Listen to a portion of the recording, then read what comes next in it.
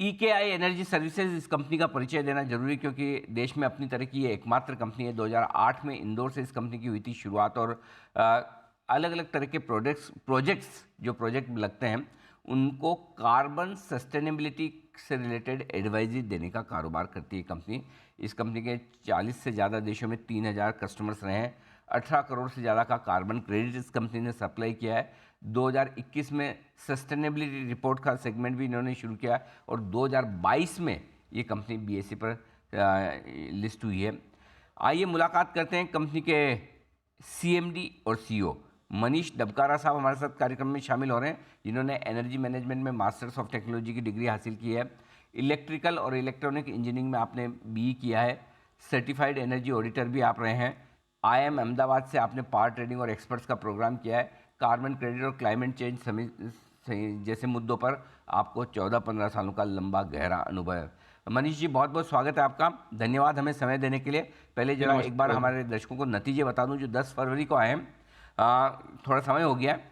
Revenue 40% घटकर आया है 406 करोड़। कामकाजी मुनाफा 78% घटा है 46 करोड़। मार्जिन्स 31% से घटकर सिर्फ 11.5% रहे हैं, और मुनाफे में 76% की कमजोरी दिखी है, और यह है 38 करोड़। यानी कि हर एक पैरामीटर पर नंबर्स काफ़ी कमज़ोर हैं। अब स्टॉक की परफॉर्मेंस भी अगर आप देखें तो स्टॉक आज भी 10% के निचले सर्किट पर है। पिछले 2 दिन से 20% घट रहा था।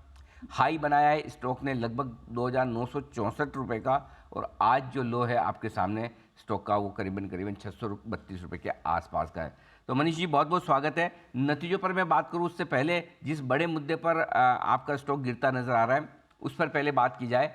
जैसा समझा जा रहा है कि आपके जो नए ऑडिटर्स हैं उन्होंने आपके रेवेन्यू रिकॉग्निशन के तरीकों पर सवाल उठाया है। उनका ये मानना है कि कंपनी जो रेवेन्यू अपना दर्ज कर रही है वो ज़्यादा है, कम होना चाहिए। पहले ये समझाएं आपका क्या कहना है, ऑडिटर्स का क्या कहना है, और दोनों में विरोधाभास क्यों है।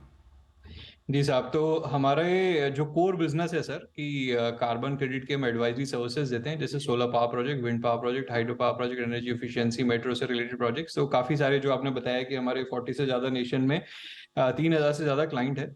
लास्ट मतलब ये फाइनेंशियल ईयर से हमने हमारा बैकवर्ड इंटीग्रेशन चालू किया कि हम जो इन्वेस्टर्स हैं जो कार्बन क्रेडिट प्रोजेक्ट्स में इन्वेस्ट करना चाहते हैं उन्हें कम्युनिटी बेस्ड प्रोजेक्ट्स, जिसमें बहुत ज़्यादा फेमस जो है कुकस्टो, एनर्जी एफिशिएंट कुकस्टोज प्रोजेक्ट जो है, हमने उसका बैकवर्ड इंटीग्रेशन किया, हमने अपना मैन्युफैक्चरिंग भी स्टार्ट किया और काफ़ी सारे कॉन्ट्रैक्ट्स लिए। तो एक्चुअली सर, पहले तो ये बताना चाहता हूँ कि ये वाली जो सर्विसेज है हमारी इसी साल से चालू हुई है। तो पुराने साल में कोई मतलब इस टाइप की सर्विसेज हमारी ना के बराबर थी, बहुत बहुत स्मॉल वॉल्यूम था बिजनेस का।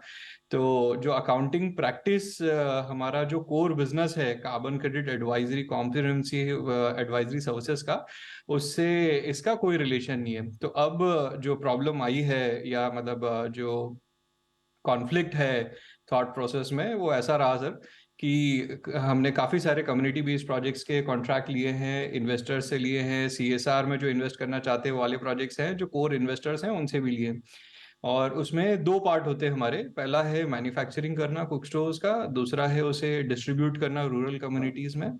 और दूसरा पार्ट आता है सर इसका कि कार्बन क्रेडिट का प्रोजेक्ट रजिस्ट्रेशन कराना, वेरिफिकेशन कराना और उसको कार्बन क्रेडिट को सेल करके इंटरनेशनल मार्केट में हमारे क्लाइंट के लिए रेवेन्यू जनरेट करके देना। तो जो पहला पार्ट है जिसमें कुकस्टो का मैन्युफैक्चरिंग होना, डिस्ट्रीब्यूशन होना, वो हो चुका है, उसका रेवेन्यू आ गया और वो हमने बुक किया। और ऑडिटर्स का ऐसा कहना है, क्योंकि आगे की भी सर्विसेज उससे लिंक्ड है, कि कार्बन क्रेडिट का प्रोजेक्ट का रजिस्ट्रेशन भी करें, वेरिफिकेशन भी करें और उसके क्रेडिट जो सेल होंगे तब जाके हमें इसका रेवेन्यू रियलाइज या रिकॉग्नाइज करना चाहिए। ये एक थोड़ा थॉट कॉन्फ्लिक्ट है। हालांकि जो हमारे इंटरनल एक्सपर्ट्स हैं, एक्सटर्नल एक्सपर्ट्स हैं, और जो रेगुलेशंस है हमारे इंडियस इंडियस जो हमारे रेगुलेशंस हैं उसको कैसे हम कॉम्प्लाई करें, बात चल रही है हमारे क्लाइंट्स के साथ में और एक्सपर्ट्स के साथ में। और बहुत जल्द हम ये जो कंफ्यूजन हुआ है इसे हम क्लियर कर लेने वाले हैं। तो जी कोर बिजनेस मनीष जो जी, है सर कार्बन क्रेडिट मनीष का। जी, जो मैं समझ रहा हूँ, एक मिनट मनीष जी, एक मिनट सुनिए, मेरी बात सुनिए। जो मैं समझ रहा हूँ, आप जैसे ही पैसा आ रहा है आप उसको रेवेन्यू जी समझकर उसको आप अकाउंट कर रहे हैं, उसको इनकम जी के तौर पर ले रहे हैं, राइट। और जी। आपके ऑडिटर ये कहते हैं कि चूंकि वो रेवेन्यू तो आ गया, बात सही है, हाँ लेकिन हाँ आप जो आगे सेवाएं देंगे वो आगे के समय तक देते रहेंगे, तो उनका ये कहना है कि जी आप टुकड़ों टुकड़ों जी में इसको जी जी जी। लीजिए, राइट? यही फर्क हमारे है, सर बराबर दो है। दो अच्छा दो समझिए टारगेट्स आप। देते हैं। हाँ, जी सर। एक मिनट मेरा सवाल सुनिए, एक मेरा सवाल सुनिए, एक मिनट। जी अगर समझिए आप उनकी राय के मुताबिक करें जी। तो कितना फर्क पड़ेगा? आपकी राय के मुताबिक आप रेवेन्यू रिकग्निशन करें तो क्या कोई बहुत जमीन आसमान का बड़ा फर्क है? सर फर्क तो ये है कि जब हमारा प्रोजेक्ट का रजिस्ट्रेशन हो जाएगा, रजिस्ट्रेशन वेरिफिकेशन और क्रेडिट इशू हो जाएंगे जो आगे आने वाले कुछ क्वार्टर्स में हो जाएगा, तब हमें उसको रिकॉग्नाइज करना होगा एज कम्पेयर टू अभी। तो हमारे जो काम करने का तरीका और जो कॉन्ट्रैक्ट्स हैं जो हमने समझ के काम किए हैं, तो उसको दो पार्ट में हमने डिवाइड करके किया था। एक है मैन्युफैक्चरिंग डिस्ट्रीब्यूशन और दूसरा पार्ट है, तो हमें फीस दो टाइप से मिलती है सर। एक तो रजिस्ट्रेशन वेरिफिकेशन कराने की फीस अलग मिलती है, और हमारा मैन्युफैक्चर और डिस्ट्रीब्यूशन करने की फीस अलग मिलती है। तो दो अलग अलग हमारे रेवेन्यू सोर्सेस हैं, इसलिए दो अलग अलग रेवेन्यू को अलग अलग रिकॉग्नाइज करें, ये हमारी एक्सपेक्टेशन है। लेकिन ऑडिटर्स का कहना है वो दोनों रेवेन्यू एक साथ बाद में जाके रिकॉग्नाइज होने चाहिए।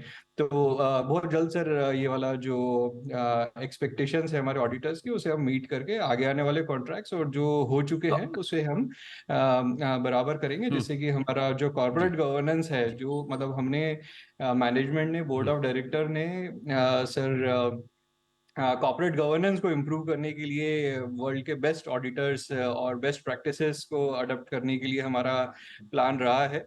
और इसी के जी चलते ओके। ऑडिटर्स आए हैं, और उनका अच्छा जो जो नहीं ठीक है, बेस्ट वो ठीक है। प्रैक्टिसेस और मनीष जी, अब चलिए, अब चलिए मैं एक बार मैं आपके रिजल्ट पे आता हूँ। जी सडनली आपके रिजल्ट भी काफ़ी कमज़ोर आए।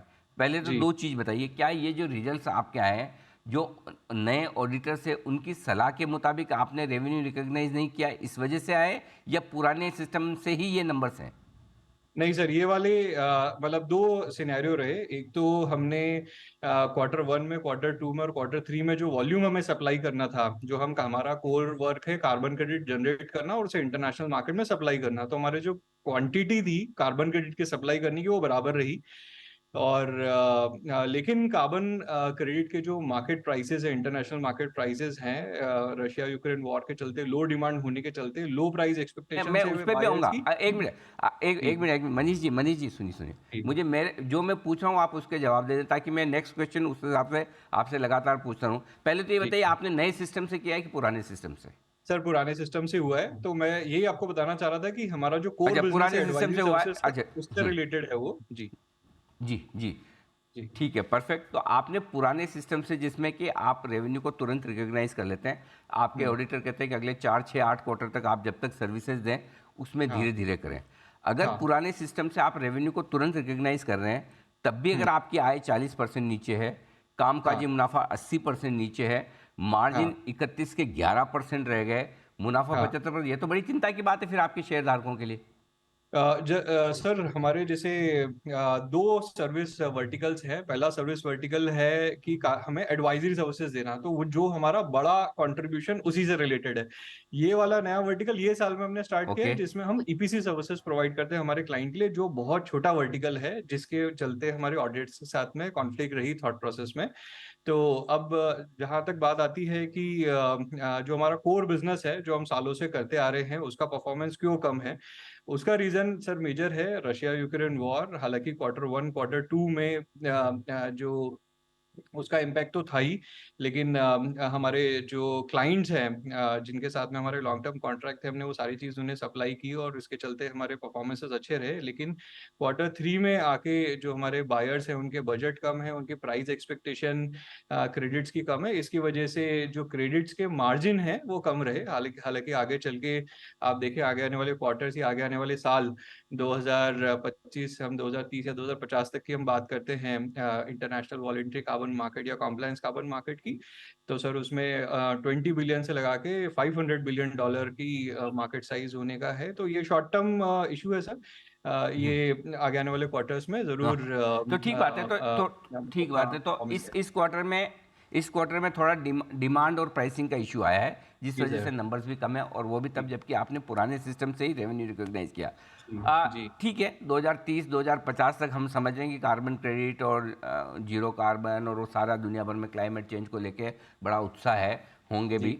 लेकिन जी बात ये कि जो आपके इन्वेस्टर्स हैं वो हर रोज भी शेयर का दाम देखते हैं, हर क्वार्टर आपकी जी कंपनी की जी परफॉर्मेंस देखते हैं। अब मुझे बताएं कि ये जो परफॉर्मेंस इस क्वार्टर में खराब हुई, क्या ये जी अगले क्वार्टर में सुधर जाएगी या और वक्त लगेगा लंबा?